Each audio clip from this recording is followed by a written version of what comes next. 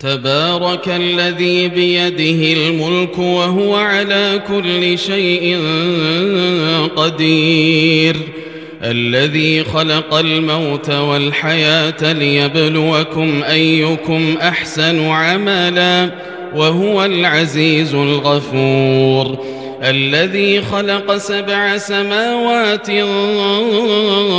طباقا ما ترى في خلق الرحمن من تفاوت فارجع البصر هل ترى من فطور ثم ارجع البصر كرتين ينقلب إليك البصر خاسئا وهو حسير، ولقد زينا السماء الدنيا بمصابيح وجعلناها رجوما للشياطين وأعتدنا لهم عذاب السعير، وللذين كفروا بربهم عذاب جهنم وبئس المصير. إذا ألقوا فيها سمعوا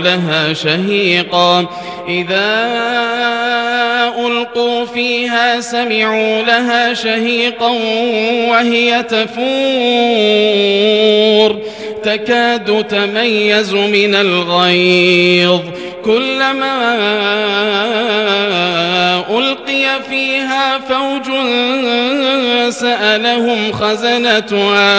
سألهم خزنتها ألم يأتكم نذير؟ قالوا بلى قد جاءنا نذير فكذبنا وقلنا ما نزل الله من شيء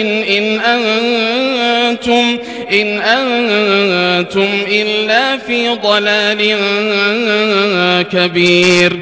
وقالوا لو كنا نسمع أو نعقل ما كنا في أصحاب السعير، فاعترفوا بذنبهم فسحقا لأصحاب السعير. إن الذين يخشون ربهم بالغيب لهم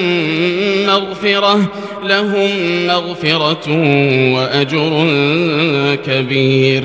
وأسروا قولكم أو اجهروا به إنه عليم بذات الصدور، ألا يعلم من خلق وهو اللطيف الخبير.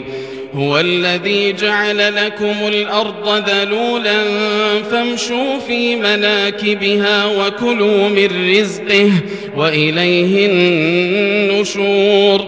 أأمنتم من في السماء أن يخسف بكم الأرض فإذا هي تمور، أم أمنتم من في السماء أن يرسل عليكم حاصبا فستعلمون كيف نذير. ولقد كذب الذين من قبلهم فكيف كان نكير.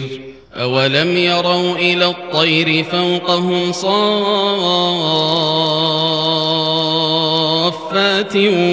ويقبضن ما يمسكهن إلا الرحمن إنه بكل شيء بصير. أمن هذا الذي هو جند لكم ينصركم من دون الرحمن إن الكافرون إلا في غرور. أمن هذا الذي يرزقكم إن أمسك رزقه بل لجوا في عتو ونفور. أفمن يمشي مكبا على وجهه أهدى أمن يمشي سويا أمن يمشي سويا على صراط مستقيم قل هو الذي أنشأكم وجعل لكم السمع والأبصار والأفئدة قليلا ما تشكرون قل هو الذي ذرأكم في الأرض وإليه تحشرون ويقولون متى هذا الوعد إن كنتم صادقين قل إنما العلم عند الله وإنما